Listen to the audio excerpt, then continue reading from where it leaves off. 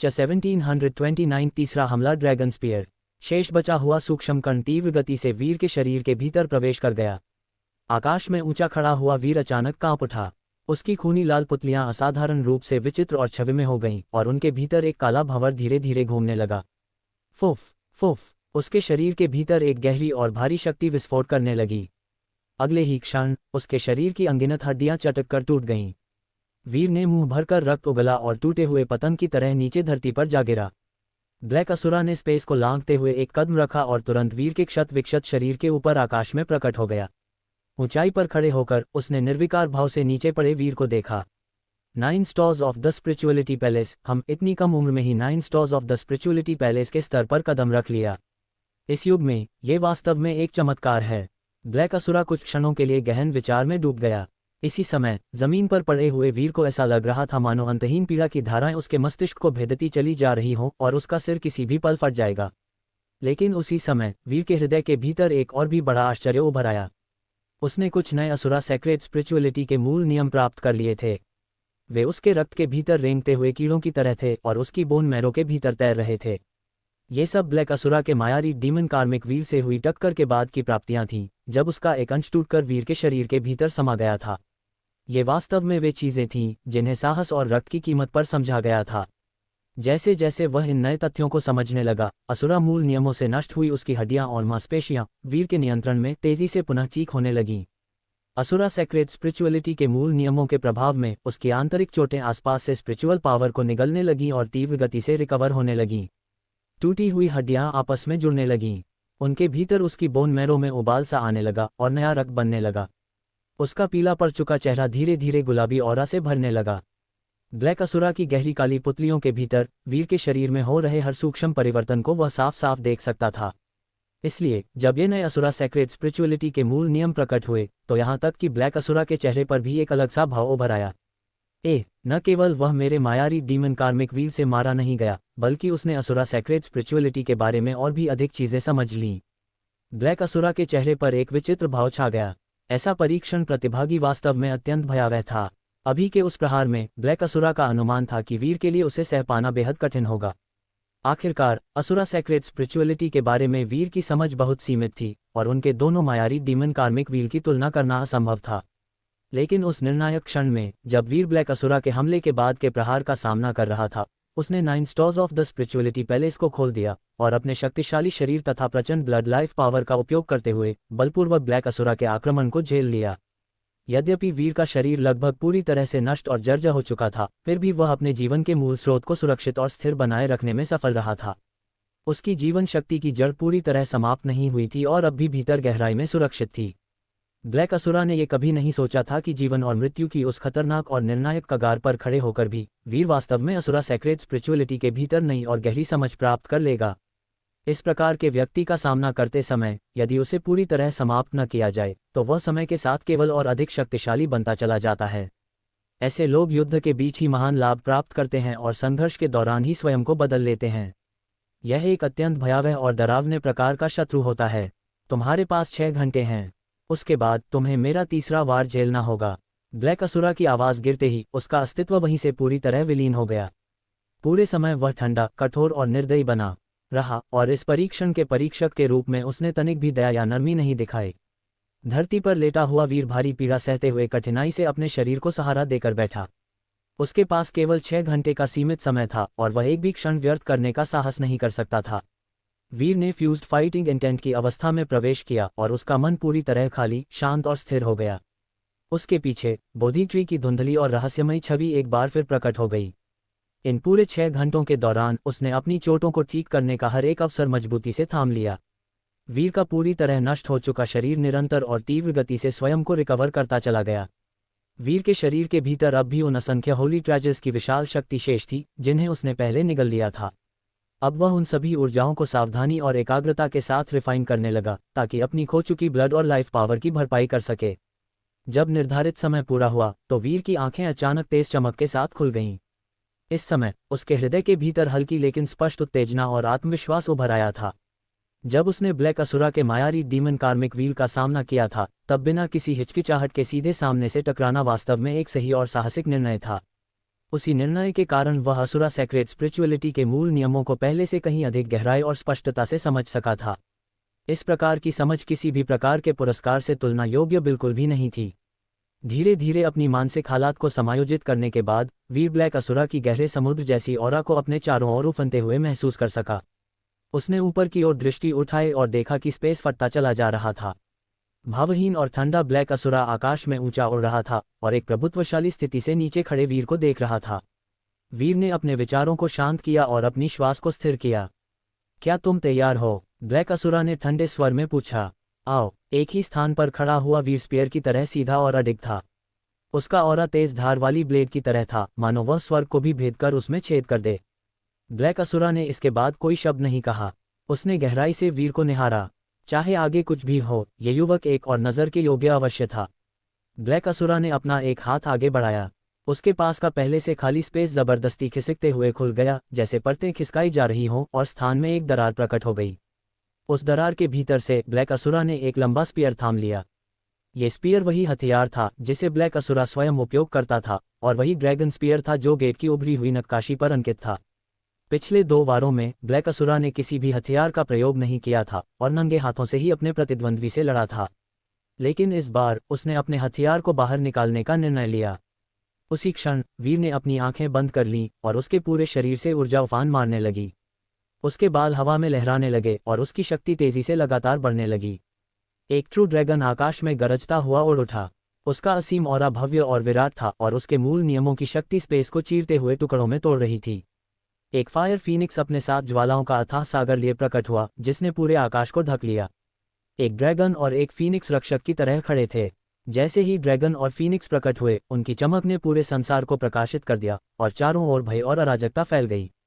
इसी समय आकाश में थंडर एनर्जी का एक विशाल सागर उभरा, जो लाइफ पावर से भरा हुआ था और बिजली की किरणों से चमक रहा था। इस थंडर एनर्जी के समुद्र के ऊपर एक विशाल फ्लेम लोट्स खिल उठा।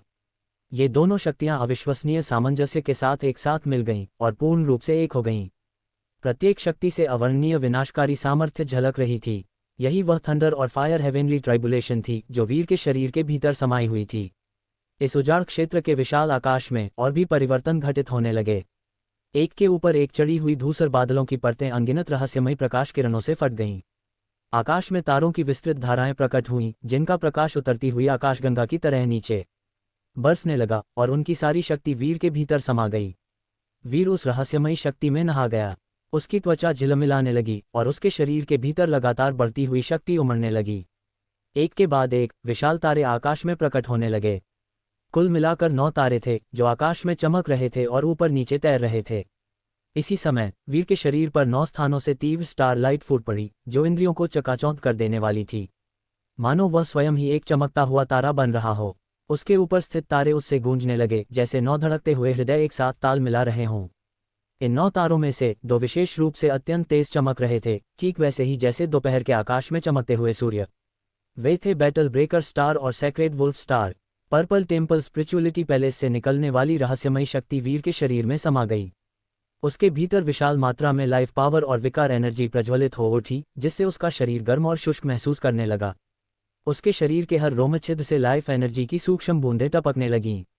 वे ताज़े रक्त की तरह चमक रही थीं, मानो उसका शरीर भीतर उबलती हुई ब्लड लाइफ पावर की अपार मात्रा को संभाल पाने में असमर्थ हो। हेवनली जस्टिस स्पिरिचुअलिटी पैलेस ने संसार की गति को प्रेरित किया और उसके प्रवाह को तेज कर दिया।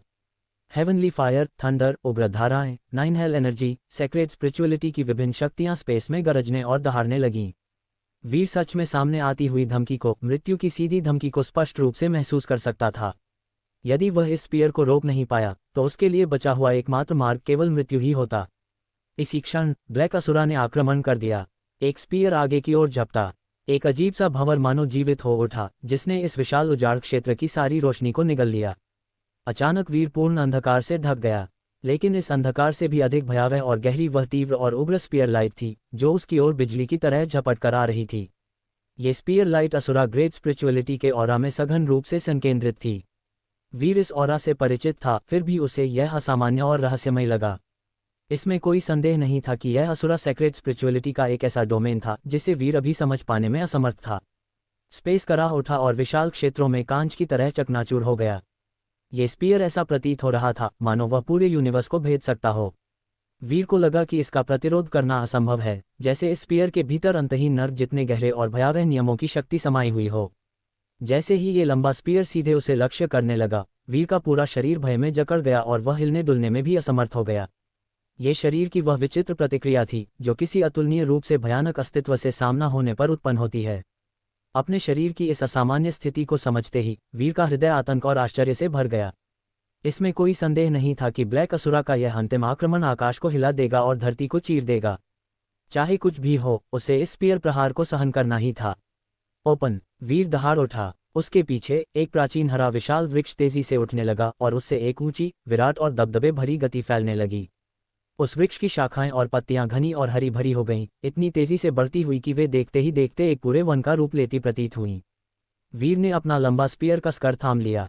जैसे ही उसने अपनी स्पीयर पावर को एकत्र किया, ग्रैंड मिस्ट ऑरा उन्मत्त रूप से प्रकट होने लगा। उसके सामने स्पेस कांपने और मुड़ने लगा।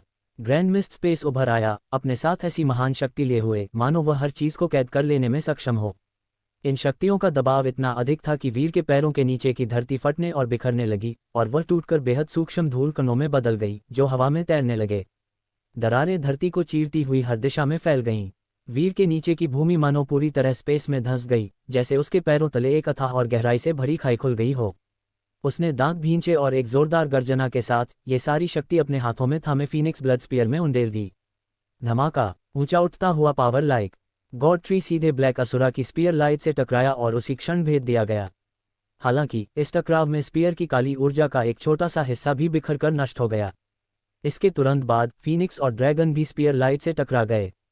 थंडर और फायर हेवेनली ट्राइबुलेशन की शक्तियां, purple temple spirituality palace, heavenly justice spirituality palace और हवा में भरी हुई घनी स्पिरिचुअल एनर्जी, ये सब कुछ खूनी लाल उल्कापिंड की तरह ऊपर की ओर जा टकराए, मानो तूफान से घिरा हुआ हो।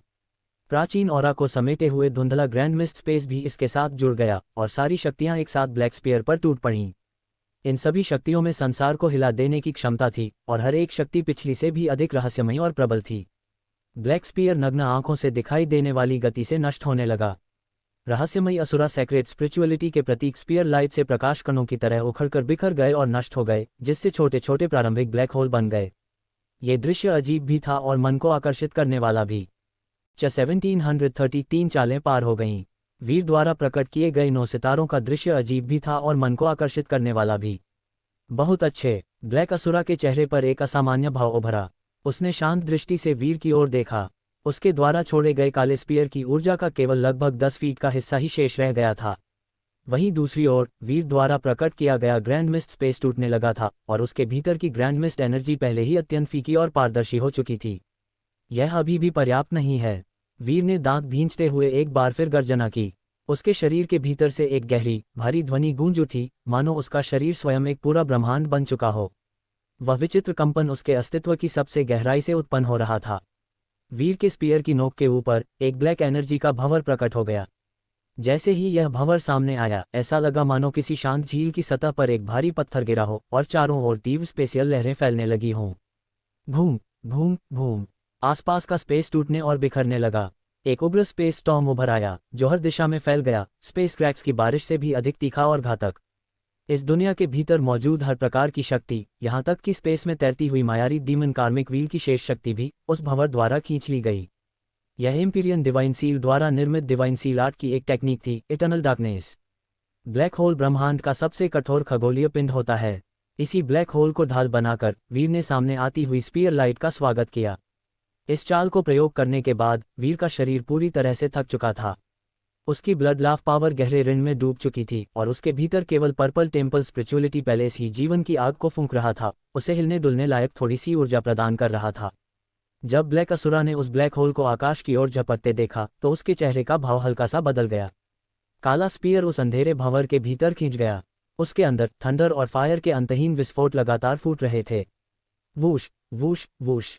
स्पीयर लाइट से उछली हुई ऊर्जा लहरें सीधे वीर की ओर टूट पड़ीं। इस समय वीर पहले ही अपनी सारी शक्ति झोंक चुका था और स्पीयर लाइट की इन शॉकवेव्स का प्रतिरोध करना उसके लिए असंभव था। उसका शरीर बुरी तरह झटका खा गया और रक्त की धाराएं तीरों की तरह उसके शरीर से बाहर फूट पड़ीं। वीर तूफान में जलती हुई बुझती मोमबत्ती की तरह था। उसका शरीर डगमगाने लगा, टूटे हुए झूले की तरह इधर उधर झूलता हुआ। अपने शरीर के भीतर की चोटों को दबा न पाने के कारण उसने अचानक मुंह भरकर खून उगल दिया। लेकिन इसी क्षण अंतहीन विस्फोट थम गए। एक छोटा लेकिन बेहद तीखा काला लंबा स्पीयर उस ब्लैक भंवर से बाहर निकल आया और सीधे वीर की ओर बढ़ गया। उस पल वीर की पुतलियां सिमट गईं। वह पहले ही तेल रहित दीपक बन चुका था। इस प्रहार को रोक पाना उसके लिए पूरी तरह असंभव था। वीर का हृदय जोर से धड़क उठा। उसे लगा कि अगले ही क्षण उसकी मृत्यु निश्चित है। हालांकि यह अनुभूति केवल एक क्षण के लिए थी। जैसे ही वह काला स्पीयर वीर के चेहरे के सामने से गुजरा, यद्यपि उसमें अब भी तीखापन और भय था, फिर भी वह वास्तव में उसके शरीर के आर पार निकल गया। ये केवल ब्लैक असुरा का स्पीयर इंटेंट था। हालांकि यह स्पीयर इंटेंट शक्तिशाली था, लेकिन पूरे काले स्पीयर की असुरा सेक्रेट स्पिरिचुअलिटी शक्ति पहले ही पूरी तरह घिसकर समाप्त हो चुकी थी। असुरा सेक्रेट स्पिरिचुअलिटी के नियमों को एक हद तक समझने वाले वीर के लिए ये केवल डराने वाली थी, उसके जीवन के लिए कोई वास्तविक खतरा नहीं बन सकी। 3 चालें पार हो गईं। यही अंतिम विचार वीर के मन में कौंधा। अगले ही क्षण उसका शरीर आकाश से कपास के फाहे की तरह हल्के से नीचे गिरने लगा। इस समय वीर की spiritual energy, astral energy, soul power और ब्लड लाइफ पावर पूरी तरह समाप्त हो चुकी थीं। उसकी चेतना धुंधली पड़ गई और वह पूरी तरह बेहोश हो गया। वीर ने जो भी होली ट्रेजर निगले थे, वे उसकी लंबी और लगातार चली लड़ाइयों के दौरान धीरे धीरे उसके शरीर में अवशोषित होते चले गए। समय के साथ उन मेडिसिनल ट्रेजर्स की ऊर्जा अत्यंत सूक्ष्म रूप से उसके शरीर के हर हिस्से में घुलती चली गई। वास्तव में वर्तमान वीर के लिए, जिसका मजबूत शरीर, आत्मा और इनर वर्ल्ड पहले ही अत्यंत शक्तिशाली हो चुके थे, ये होली ट्रेजर्स अब उतने अधिक लाभकारी नहीं रहे थे। वीर के लिए सबसे अधिक मूल्यवान वह उपलब्धि थी जो उसने उन अंतहीन प्रतीत होने वाली लड़ाइयों के दौरान पवित्र आध्यात्म के नियमों में प्राप्त की थी। गेट ऑफ रूल्स के भीतर जिन विरोधियों का उसने सामना किया, उन सभी की युद्ध शैली भिन्न थी और वे अलग अलग प्रकार के नियमों का प्रयोग कर रहे थे। इन नियमों की भयानक शक्ति को प्रत्यक्ष अनुभव करने के बाद वीर की दृष्टि और भी व्यापक हो गई और उसे कहीं अधिक गहरी उपलब्धि प्राप्त हुई। विशेष रूप से ब्लैक असुरा के साथ हुई उसकी अंतिम लड़ाई ने वीर को असुरा सेक्रेट स्पिरिचुअलिटी की और भी गहरी समझ प्रदान की। किंतु इन सभी बातों को पूरी तरह आत्मसात करने के लिए समय की आवश्यकता थी। यद्यपि वीर बाहरी रूप से अचेत अवस्था में प्रतीत हो रहा था, वास्तविकता ये थी कि पवित्र आध्यात्म के महान नियमों के असंख्य खंड उसकी स्मृति में डूबे हुए थे। वे धीरे धीरे उसके अस्तित्व में समा रहे थे और उसे नई नई अनुभूतियां और समझ प्रदान कर रहे थे। जब वीर गेट ऑफ रूल्स के भीतर अपना परीक्षण जारी रखे हुए था, उसी समय गेट ऑफ रूल्स के बाहर फाइनल परीक्षण के तीसरे स्तर पर पूरी तरह भिन्न दृश्य उपस्थित था। पहले वे लोग जो सफलतापूर्वक तीसरे स्तर तक पहुंचे थे, परीक्षण प्रतिभागियों में सबसे कमजोर समूह से संबंधित थे। उन्होंने लो लेवल की सबसे आसान कठिनाई को चुना था। इस कठिनाई में केवल उस आकाश में तैरते लकड़ी के पुल को पार करना ही पर्याप्त था। उन्हें प्राचीन महाद्वीप पर कदम रखने या 37 के नियमों से उत्पन्न असंख्य विरोधियों से युद्ध करने की आवश्यकता नहीं थी। इसी कारण उन्हें गेट ऑफ रूल्स को पार करने में केवल 3 से 4 दिन का समय लगा। इसके बाद वे अपने पुरस्कार प्राप्त कर चौथे स्तर में प्रवेश कर सके। लेकिन ये चौथे स्तर पहले के दोनों स्तरों की तुलना में कहीं अधिक खतरनाक था। इसकी कठिनाई में भयानक रूप से वृद्धि हो चुकी थी। चौथे स्तर पर यह कहा जा सकता था कि हर एक कदम किलिंग इंटेंट से भरा हुआ था और हर कदम जीवन और मृत्यु का संकट लेकर आता था। काफी संख्या में परीक्षण प्रतिभागियों के मारे जाने के बाद बहुत से अन्य लोगों ने फाइनल परीक्षण को आगे जारी रखने का विचार त्याग दिया और वापस थर्ड लेवल पर लौट आए। आखिरकार ये सभी लोग अपनी अपनी शक्तिशाली प्रभावशाली शक्तियों के असाधारण प्रतिभाशाली व्यक्ति थे और उनके सामने उज्ज्वल भविष्य प्रतीक्षा कर रहा था। फोर्थ लेवल चौथे स्तर को देखने के बाद उन्हें स्पष्ट रूप से समझ में आ गया कि अपनी वर्तमान शक्ति के साथ उनके जीवित रहने की संभावना से कहीं अधिक मरने की संभावना थी। ऐसे में वे व्यर्थ में जान गंवाने के लिए आगे नहीं बढ़ना चाहते थे। निस्संदेह फाइनल परीक्षण के भीतर अनेक महान भाग्यशाली अवसर छिपे हुए थे, किंतु यदि जीवन ही न बचे तो ऐसे अवसरों का क्या मूल्य रह जाता। इसी कारण थर्ड लेवल पर लौटने वालों की संख्या लगातार बढ़ती चली गई। थर्ड लेवल एक ऐसा स्थान था जहां कोई खतरा नहीं था। ये केवल परीक्षण प्रतिभागियों के लिए पुरस्कार प्राप्त करने और विश्राम करने हेतु बनाया गया था। ये सभी लोग यही प्रतीक्षा करने की योजना बना रहे थे जब तक कि फाइनल परीक्षण समाप्त न हो जाए। उस समय वे सभी सामूहिक रूप से इन असुरा रोड में असुरा सी के ऊपर किसी भी स्थान पर टेलीपोर्ट कर दिए जाते। इसी दौरान गेट ऑफ रूल्स एक बार फिर धीरे धीरे घूमने लगा और परीक्षण प्रतिभागियों का एक और समूह बाहर प्रकट हुआ। इस समूह के अग्रणी एक ऊर्जावान और आत्मविश्वास से भरे युवा थे जिन्होंने एक स्टार क्राउन पहन रखा था। वे कोई और नहीं बल्कि divine void third crown prince थे, महामहिम क्राउन प्रिंस। जैसे ही divine void third crown prince प्रकट हुए, डिवाइन वॉइड किंगडम से निकट संबंध रखने वाली विभिन्न शक्तियों के अनेक लोग उनका अभिवादन करने आगे बढ़ आए। महामहिम क्राउन प्रिंस को परीक्षण में विजय प्राप्त करने और पूर्ण रूप से उसे पार करने पर हार्दिक बधाई। कोई व्यक्ति तुरंत ही माहौल को भांप गया और पूरे उत्साह के साथ चापलूसी करने लगा। केवल क्राउन प्रिंस के चेहरे पर मौजूद ऊर्जा और प्रसन्नता को देखकर ही कोई भी सही अनुमान लगा सकता था कि उनका परीक्षण अत्यंत सुचारू रूप से संपन्न हुआ था। और वास्तव में यही सत्य था। डिवाइन वॉइड क्राउन प्रिंस ने अर्थ लेवल की कठिनाई में अधिकतम संभव पूर्णता प्रतिशत प्राप्त की थी, जो कि 36% थी। वास्तव में इस स्तर की उपलब्धि तो महामहिम क्राउन प्रिंस के योग्य ही है। मुझे तो लगता है कि महामहिम के लिए अर्थ लेवल की कठिनाई बहुत ही कम थी, शायद स्काई लेवल की कठिनाई ही आपके लिए उपयुक्त होती। हाँ। जब ये पुष्टि हो गई कि डिवाइन वॉइड क्राउन प्रिंस ने वास्तव में परीक्षण को पूर्ण रूप से पार कर लिया है, तो और भी अधिक लोग उनकी प्रशंसा करने लगे। किंतु डिवाइन वॉइड क्राउन प्रिंस की मुस्कान अधिक देर तक बनी नहीं रही। शीघ्र ही गेट ऑफ रूल्स एक बार फिर कांप उठा। इस बार हेवेनली यूनियन डिवाइन किंगडम के डिवाइन एम्परर का प्रत्यक्ष डिसाइपल बिग फ्लेम वहां प्रकट हुआ। बिग फ्लेम के गोलमटोल चेहरे पर भी एक बड़ी मुस्कान थी। ये स्पष्ट था कि उसने भी परीक्षण को पूर्ण रूप से पार कर लिया था। ये दृश्य देखकर डिवाइन वॉइड क्राउन प्रिंस के माथे पर हल्की सी शिकन आ गई। जब उसने अर्थ लेवल की कठिनाई का सामना किया था, तब वह प्रक्रिया उनके लिए भी बिल्कुल सरल नहीं रही थी। वह मूल रूप से यह आशा कर रहा था कि अपने अंकों के आधार पर वह बिग फ्लेम को पीछे छोड़ देगा, किंतु अब ऐसा प्रतीत हो रहा था कि दोनों ही समान स्तर पर खड़े थे। कुछ समय के लिए थर्ड क्राउन प्रिंस और बिग फ्लेम पूरे दर्शक समूह का केंद्र बन गए। दोनों को ही सफलता से भरा हुआ कहा जा सकता था। यद्यपि अर्थ लेवल कठिनाई केवल दूसरी कठिनाई थी, फिर भी वह किसी भी प्रकार से सरल नहीं थी। उसे पूर्ण रूप से पार करना अत्यंत कठिन कार्य था, और यहाँ उपस्थित विभिन्न महान शक्तियों के अनेक गर्वित प्रतिभाशाली व्यक्ति भी उसका केवल एक भाग ही पूरा कर सके थे। इन दोनों का पूर्ण सफलता प्राप्त करना निश्चित रूप से उल्लेखनीय था। जब वे अपने अपने ट्रू डिवाइनिटी होली लैंड्स में लौटेंगे, तब उनकी भरपूर प्रशंसा की जाएगी। इसी समय सर्विता, ब्राइट मून और अन्य सभी लोग गेट ऑफ रूल्स के उस खूनी लाल असुरा लेवल कठिनाई वाले निकास की ओर देख रहे थे। इतने उत्सवपूर्ण वातावरण के बीच भी उन दोनों के मन में चिंता और बेचैनी भरी हुई थी। वीर पर उनके गहन विश्वास के कारण, यद्यपि उसने वह असुरा लेवल कठिनाई चुनी थी जिसे अरबों वर्षों में कोई भी पार नहीं कर सका था, फिर भी वे भीतर ही भीतर किसी चमत्कार की प्रतीक्षा कर रहे थे। वीर ने असुरा लेवल कठिनाई चुनने में वास्तव में बहुत अधिक जल्दबाजी की थी। दूसरों को स्थिति को पूरी तरह समझाने का अवसर भी नहीं मिला था कि गेट ऑफ रूल्स खुल गया और उसे भीतर खींच ले गया। वे यह नहीं सोचते थे कि वीर असुरा लेवल कठिनाई का बहुत बड़ा भाग पूरा कर पाएगा। यदि वह केवल जीवित लौट आए, तो वे पहले ही भगवान को धन्यवाद देने लगते।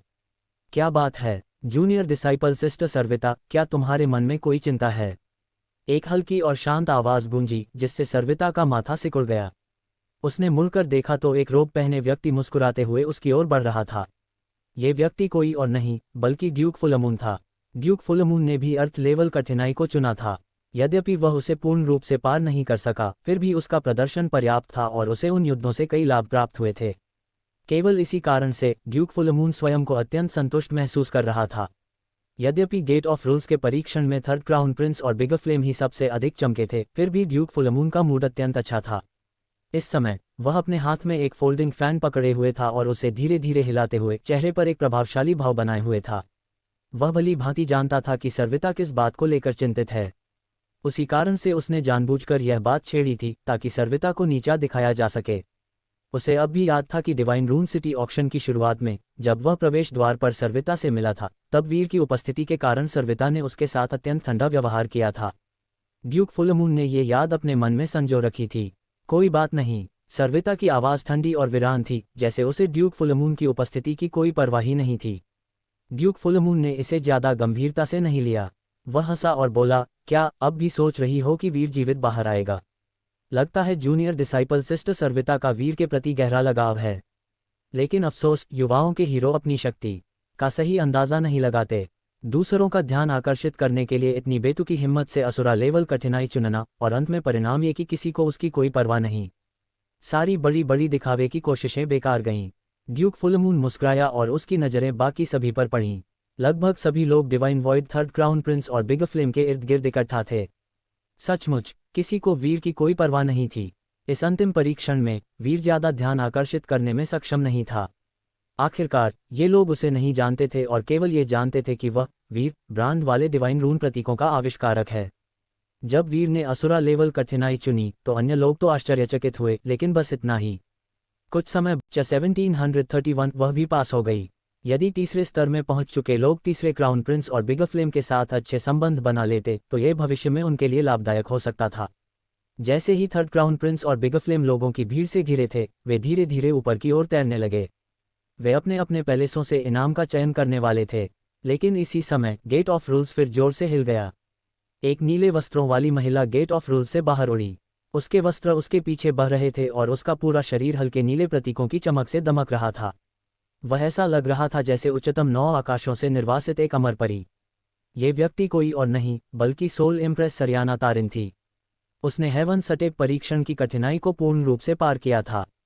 इतना ही नहीं, उसके वस्त्र बिल्कुल स्वच्छ थे और उसका रूप अत्यधिक अलौकिक था। स्पष्ट था कि उसके पास अभी भी पर्याप्त शक्ति शेष थी। सभी लोग स्तब्ध रह गए। वे जल्दी ही उसकी ओर देखते हुए ऊपर की ओर नजर उठाए। सरियाना तारिन, वह स्काई लेवल की कठिनाई से आई है। बहुत ही जबरदस्त, देखो उसकी शांत और निर्भीक उपस्थिति, लगता है उसने इसे पूर्ण रूप से पार कर लिया। कुछ लोग आश्चर्य व्यक्त करते हुए बोले, लेकिन सरियाना तारिन ने इन लोगों की ओर ध्यान नहीं दिया। वह दिखाई देती ही सीधे अपने इमॉर्टल पैलेस की ओर उड़ गई। जिस इमॉर्टल पैलेस को उसने चुना वह एक पर्वत जितना विशाल था।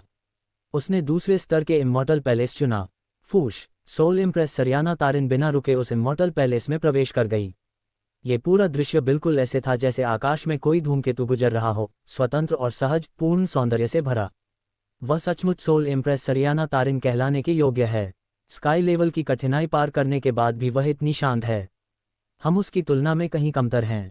डिवाइन वॉइड क्राउन प्रिंस ने धीरे से कहा। उसका चेहरा अभी भी वसंत की हवा की तरह प्रसन्न और खुशमिजाज था। वह सरियाना तारिन के परिणामों से बिल्कुल भी ईर्ष्यालु नहीं था, क्योंकि वह और सरियाना तारिन कभी एक ही स्तर पर नहीं थे। अतः स्वयं की तुलना करने का कोई कारण नहीं था। वह उस सोल्टास जाति की सर्वोच्च शिखर पर खड़ी महिला थी। 33 रियलमों के प्रत्येक सोल्टास में वह सबसे उच्चतम दर्जे की महिला थी। वह ऐसी शख्सियत थी जो सोल एम्परर डिवाइन वॉइड के स्तर पर खड़ी हो सकती थी, इसलिए उसके साथ प्रतिस्पर्धा करने का कोई अर्थ नहीं था। हा, क्राउन प्रिंस बहुत नम्र हैं। सोल इम्प्रेस सरियाना तारिन एक दिव्य देवी हैं, लेकिन यदि क्राउन प्रिंस की तुलना सोल इम्प्रेस सरियाना तारिन से की जाए तो अंतर बहुत अधिक नहीं है। क्राउन प्रिंस अभी भी अन्य सभी लीडरों के प्रति तिरस्कार दिखा सकते हैं। कई लोग फिर से उसकी तारीफ करने लगे। वे सरियाना तारिन के बराबर नहीं थे, लेकिन way divine void crown Prince के साथ संबंध स्थापित कर सकते थे। इसलिए जब सरियाना तारिन प्रकट हुई, उन्होंने डिवाइन वॉइड क्राउन प्रिंस की शोभा को छीन नहीं लिया। जैसे ही कई लोग बोल रहे थे, गेट ऑफ रूल्स फिर से जोर से हिल गया। सभी लोग स्तब्ध रह गए और गेट ऑफ रूल्स की ओर देखने लगे। उन्होंने देखा कि स्काई लेवल की कठिनाई का निकास एक बार फिर हिल रहा था। कोई और भी बाहर आया। सभी के प्रतिक्रिया देने से पहले एक काले वस्त्र में लिपटी युवती तेजी से बाहर निकली। ये युवती साधारण और सुंदर दिखती थी। उसका शरीर पतला था और रंग रूप केवल हल्का फीका था। उसके कपड़ों पर थोड़े बहुत खून के धब्बे थे। स्पष्ट था कि उसके लिए गेट ऑफ रूल्स को पार करना आसान नहीं था। ये 17 से 18 वर्ष की दिखने वाली युवती वास्तव में मोहिनी मयाकान थी। वह भी पास हो गई। कई लोग हैरान थे। वे मूल रूप से मान रहे थे कि यदि मोहिनी मयाकान स्काई लेवल की कठिनाई में प्रवेश करे तो उसके भाग्य में अधिक दुर्भाग्य होगा। लेकिन उन्होंने कभी नहीं सोचा था कि वह परीक्षण को सफलतापूर्वक पार कर लेगी। यह अजीब नहीं है। यदि मैं स्काई लेवल की कठिनाई में जाऊं तो मैं भी पार कर सकता हूं, लेकिन मेरी पूर्णता प्रतिशत बहुत कम होगी। लाभ लागत के योग्य नहीं होंगे। इस समय डिवाइन वॉइड क्राउन प्रिंस ने अचानक कहा। हालांकि ये दिखाने जैसा लग रहा था कि वह घमंड कर रहा है, पर वास्तव में वह सही था। यदि वह अर्थ लेवल की कठिनाई को पूर्ण रूप से पूरा कर सकता है तो इसका मतलब था कि स्काई लेवल की कठिनाई पास करने पर वह इसके परीक्षण में अधिकतम केवल 40 से 50% पूर्णता प्राप्त कर पाएगा। और इस पूर्णता प्रतिशत के साथ पुरस्कार अर्थ लेवल कठिनाई को पूर्ण रूप से पूरा करने जितने अच्छे नहीं होंगे। वह युवती वीर के साथ थी, है ना? हाँ, वह शायद वीर की पत्नी है। मैंने उसकी क्षमता को कम आंका। फिर भी देखो, ऐसा लगता है कि उसने अपनी सीमाओं तक पहुंच चुकी है। शायद मुश्किल से ही पास हुई होगी। हाँ, ऐसा जरूरी नहीं। डिवाइन वॉइड क्राउन प्रिंस ने सिर हिलाया। मोहिनी मयाकान की ओर देखते हुए उसकी आंखों में सराहना की झलक थी। स्काई लेवल की कठिनाई को पार करना उसके लिए पहले से ही प्रभावशाली है। अब मैं जानना चाहता हूं कि उसकी पूर्णता प्रतिशत कितनी है। 20%, 30%, या शायद वह मुश्किल से ही पास हुई है। छोटी बहन मोहिनी, तुम ठीक हो ना? ब्राइट मून ने मोहिनी मयाकान के कपड़ों पर खून के निशान देखकर अपने हृदय में तनाव महसूस किया। जब मोहिनी मयाकान ने स्काई लेवल की कठिनाई चुनी थी तो वह वाकई चिंतित थी। लेकिन ब्राइट मून ने मोहिनी मयाकान की शक्ति देखी थी, इसलिए उसे पता था कि भले ही मोहिनी मयाकान सरियाना तारिन से तुलनीय नहीं हो, फिर भी वह गेट ऑफ रूल्स में सुरक्षित रह पाएगी। अब जब उसने मोहिनी मयाकान को बाहर आते देखा, हालांकि ऐसा लगता था कि मोहिनी मयाकान अपनी सीमाओं तक पहुंच चुकी थी, कम से कम वह सुरक्षित और ठीक थी। ब्राइट मून ने अंततः राहत की सांस ली। मैं ठीक हूँ, मोहिनी मयाकान ने अपनी मुट्ठियां बांध लीं। हालांकि उसके खून का प्रवाह अत्यंत कमजोर स्थिति में था, फिर भी उसके चेहरे पर उत्साह की झलक थी। छोटी बहन मोहिनी, तुम्हें जल्दी से अपनी स्थिति को सुधारनी होगी। सर्विता ने जल्दी से एक रिकवरी पिल निकाली। उसने और ब्राइट मून ने मोहिनी मयाकान की पूर्णता प्रतिशत के बारे में नहीं पूछा। इस समय ऐसे सवाल पूछने का सही समय नहीं था। मोहिनी मयाकान के घाव पहले थे और वे अभी भी वीर की चिंता कर रहे थे। सच में महिलाएं पुरुषों से कम नहीं होती। मुझे कहना होगा कि मैं उसकी प्रशंसा करता हूँ। ड्यूक फुलमून ने अपनी ठोड़ी रगड़ते हुए मोहिनी मयाकान को देखा, उसकी आंखों में चमक थी। इस महिला का टैलेंट बेहद अद्भुत है। भले ही वह मुश्किल से ही पास हुई हो, फिर भी उसने उपस्थित 95% से अधिक लोगों को पीछे छोड़ दिया था। इसके अलावा उसकी सुंदरता भी शानदार थी। ये ड्यूक फुलमून के हृदय को असहज कर गया। आखिर ऐसा बेहतरीन इंसान इतनी जल्दी किसके हाथ लग गई? वह लड़का वीर महिलाओं के मामले में बहुत ही भाग्यशाली था। सौभाग्य से वीर बहुत ही मूर्ख था और जैसे ही मूर्खों की तरह असुरा स्तर कठिनाई में प्रवेश कर गया। संभावना थी कि अब तक वह मर चुका होगा। यदि यह सच था तो अब यह महिला अकेली रह गई थी। ये सोचते ही ड्यूक फुलमून के मन में लालच की इच्छाएं जागने लगीं। उसने मोहिनी मयाकान को अपने अधीन लेने का विचार किया। चूंकि वह प्रसिद्धि की ओर बढ़ रहा था, उसे अपनी शक्ति और संसाधनों को मजबूत करना था। यदि वह मोहिनी मयाकान के शरीर और मन को अपने अधीन कर लेता तो वह निश्चय ही एक उत्कृष्ट द्विकल्टिवेशन साथी साबित होती। न केवल वह अपने अप्सरा जैसे शरीर का गहराई से आनंद ले सकता था, बल्कि यह उसके लिए स्वयं भी बड़ा लाभकारी होता। ये युवती मोहिनी है ना? कितनी अद्भुत क्षमताएं तुम्हारे पास हैं। ऐसा लगता है कि पहले हमारे बीच कुछ गलतफहमियां हुई थीं, लेकिन आज अंतिम परीक्षण में मिलना एक सौभाग्य कहा जा सकता है। जैसा कि कहते हैं, किसी को तब तक नहीं समझ सकते जब तक उसे नहीं आजमाया। चाहे अतीत में हमारे बीच किसी प्रकार की समस्या रही हो, मुझे अनुमति दे कि मैं किसी भी गलती के लिए खुद ही माफी मांग लूं। क्या हम अपने अतीत के मतभेदों को मिटा दें? मोहिनी मयाकान पहले ही बैठ चुकी थी, अपनी चोटों को ठीक करने के लिए ध्यान में प्रवेश करने वाली थी। जब उसने सर्विता से रिकवरी पिल प्राप्त की और उसे निगलने ही वाली थी, उसने ये घृणित और अप्रिय आवाज़ अपने कानों में सुनी। जब उसने ऊपर देखा तो उसने ड्यूक फुलमून को अपनी छड़ी घुमाते हुए गर्वित और प्रसन्न अभिव्यक्ति के साथ अपने ऊपर से देखता हुआ पाया। ऐसा था जैसे मोहिनी मयाकान ने अभी अभी एक शानदार भोजन पूरा किया हो और जैसे ही वह उसकी लुत्फ़ उठा रही थी, उसने अपनी प्लेट पर एक विशाल मक्खी देख ली। न केवल उसकी किसी भी खुशी की भावना गायब हो गई, बल्कि वह थोड़ी क्रोधित भी हुई। तुम माफ़ी मांगना चाहते हो? तुम्हारी हिम्मत बहुत बड़ी है। तुम खुद को कौन समझते हो?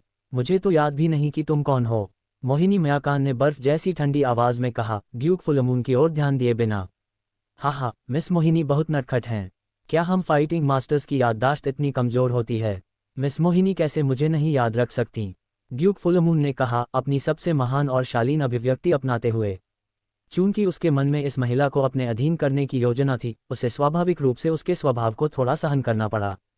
पर किसे पता था कि मोहिनी मयाकान उसके अभिनय में नहीं फंसेगी। उसने उसे अनदेखा किया, जैसे वह हवा के समान शून्य हो। मोहिनी मयाकान ने पिल निगल ली और ध्यान में प्रवेश किया। ड्यूक फुलमून ने भौहें चढ़ाईं। उसके पास भी सीमित धैर्य था। इतने सारे लोगों के सामने मोहिनी मयाकान ने ठीक ऐसा ही किया जैसे उसे उसके चेहरे पर थप्पड़ मार दिया हो। स्वाभाविक रूप से उसे यह अच्छा नहीं लगा। उसने कहा, उसकी आवाज़ और भी ठंडी थी, चतुर पक्षी और जानवर जानते हैं कि कहाँ अपना घर बनाना है, और ज्ञानी लोग अपनी परिस्थितियों को समझते हैं। तुम यह नहीं सोच रही कि तुम्हारा प्रिय साथी गेट ऑफ रूल्स से बाहर आएगा, है ना? हाँ, यदि वह थोड़ा शांत रहता, अपनी सस्ती चालों के माध्यम से डिवाइन रून आर्ट में कुछ छोटे प्रभाव पैदा कर सकता था। लेकिन अफसोस, ड्यूक फुलमून ने ठंडे स्वर में ताना मारा। लेकिन इस ताने ने वास्तव में मोहिनी मयाकान की आंखों में गहरा किलिंग इंटेंट जगा दिया। वह मूल रूप से मॉन्स्टर और डीमन जाति की बेटी थी और अपने शत्रुओं के प्रति वह कभी दया नहीं दिखाती थी। विशेष रूप से इस ड्यूक फुलमून ने सच में उसके क्रोध के अंतिम बिंदु को छू लिया, वीर को मरने का शाप देते हुए। ये ज्ञात होना चाहिए कि भले ही मोहिनी मयाकान को वीर पर 120% विश्वास था, यह अंतिम परीक्षण फिर भी असुरा रोड मास्टर द्वारा स्थापित किया गया था। वीर ने जिस कठिनाई का चयन किया था वह वहां की सबसे कठिन थी, तो इसे पार करना कैसे आसान हो सकता था? मोहिनी मयाकान को डर था कि वीर पूर्णता का पीछा करने की कोशिश करेगा और किसी ऐसे परीक्षण को चुन लेगा जो उसकी सीमाओं से परे हो और अंततः खतरे का सामना करना पड़े। और अब जब मोहिनी मयाकान ने ड्यूक फुल मून की ये बातें सुनी तो उसके भीतर गहरा और प्रबल किलिंग इंटेंट उठने लगा। उसने अनायास ही अपनी स्टोरेज रिंग को छूने की कोशिश की, लेकिन इस क्रिया से सर्विता का दिल धड़क उठा। सर्विता ने जल्दी से मोहिनी मयाकान को रोका और कहा, जूनियर डिसाइपल सिस्टर मोहिनी, आवेग में मत आओ। यहाँ बहुत से लोग हैं, तुम बिल्कुल भी लड़ाई शुरू नहीं कर सकती। ड्यूक फुल मून का चेहरा पूरी तरह काला हो गया। उसे आखिरकार यह एहसास हुआ कि यह महिला वीर की थी और उसकी मृत्यु तक किसी और के अधीन नहीं होगी। यदि ऐसा था तो अब उसे उसके प्रति दया दिखाने का कोई कारण नहीं था। तुम मुझे मारना चाहती हो? कितनी दिलचस्प बात है। लगता है तुम कठिन रास्ता अपनाना पसंद करती हो। मैं तुम्हें सलाह देता हूं कि अपनी परिस्थितियों पर और विचार करो। तुम्हारी शक्ति और पृष्ठभूमि के साथ क्या तुम्हारे पास मुझसे मुकाबला करने की क्षमता है? यदि वह छोटा जानवर वीर अब भी जीवित होता और डिवाइन रून गिल्ड तुम्हारा समर्थन कर रही होती तो शायद मैं तुम्हें थोड़ा डरता। लेकिन अब तुम्हारे पास और कौन है? जैसे ही ड्यूक फुलमून ये बोल रहा था, गेट ऑफ रूल्स फिर से कँपकँपाने लगा। ड्यूक फुलमून हैरान रह गया। उसने मुड़कर देखा, इस अजीब समय में अब कौन बाहर आएगा? ड्यूक फुलमून ने देखा तो उसके चेहरे पर आश्चर्य छा गया। इस बार यह असुरा लेवल की कठिनाई का निकास कँपकँपा रहा था। कुछ समय के लिए शोरगुल वाला समूह शांत हो गया। यहाँ तक कि क्राउन प्रिंस और बिग फ्लेम, जो अपने इमॉर्टल पैलेस पुरस्कार की ओर उड़ने के लिए तैयार थे, रुक गए, आश्चर्यचकित कि असुरा स्तर कठिनाई के निकास पर कुछ हो रहा है। गहरे लाल रंग का गेट ऑफ रूल्स खूनी लाल रंग का था। इसकी कँपकँपी असामान्य थी। न केवल हिंसक ऊर्जा की धाराएं घूमने लगीं, बल्कि आसपास के नियमों की शक्ति भी हिल गई। इससे ऐसा लग रहा था जैसे गेट ऑफ रूल्स के भीतर एक भयंकर तूफान उत्पन्न हो रहा हो। असुरा लेवल के गेट में कोई बदलाव हो रहा है, या हो सकता है कि डिवाइन वॉइड किंगडम के क्राउन प्रिंस का हृदय ठंडा हो गया। यह महसूस हुआ जैसे असुरा लेवल गेट में स्वयं कोई समस्या हो, जैसे कोई असाधारण दुर्घटना होने वाली हो। बाकी शब्द वह कह नहीं पाया। उसने सोचा कि शायद यह वीर बाहर आ रहा है, लेकिन उसने जल्दी ही इस विचार को खारिज कर दिया। जैसे ही डिवाइन वॉइड किंगडम के क्राउन प्रिंस की आवाज़ गिरी, सभी अन्य फाइटिंग मास्टर्स तुरंत सतर्क हो गए। अंतिम परीक्षण में कुछ भी संभव था। यदि असुरा लेवल के गेट में कोई समस्या थी तो उसके कई कारण हो सकते थे। उदाहरण के लिए, एक भयंकर ऊर्जा प्रवाह बाहर निकल सकता था, या ये कुछ शक्तिशाली दुश्मन हो सकते थे जिन्हें परीक्षण प्रतिभागियों को आजमाने के लिए रखा गया था। कुछ भी अजीब नहीं होता। ऐसी स्थिति में कोई भी अपनी जान पर दांव पर नहीं लगाना चाहता था। विशेष रूप से कमजोर युवा फाइटिंग मास्टर पीछे हटने लगे।